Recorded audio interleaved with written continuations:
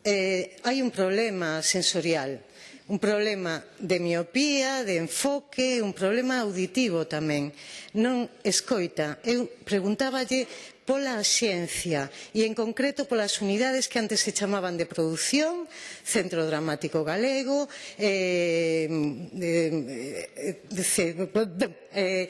danza, vostede sabe ben.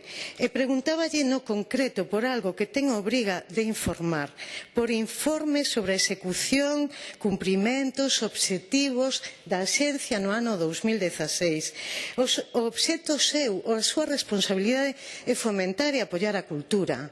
Non me fale a min, que coñezo, levo 40 anos traballando no ensino e na cultura, da realidade que coñezo ben. Fale co sector, escoite as reivindicacións.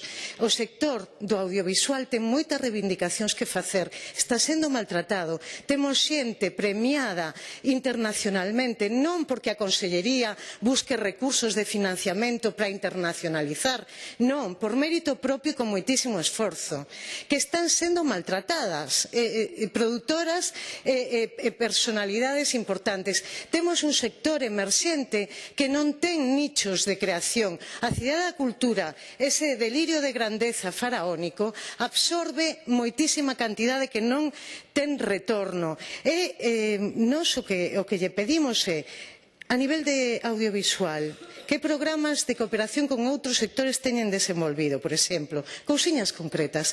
A nivel de produción teatral, tiveron moitos problemas que teñen que resolver, hai incongruencia legislativa. Departamento de Produción Coreográfica, case sen recursos.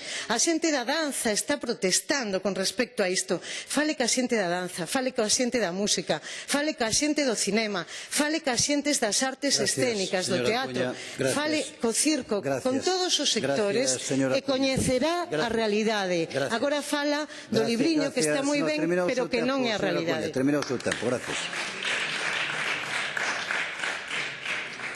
Turno de peche, señor conselleiro. Señora diputada,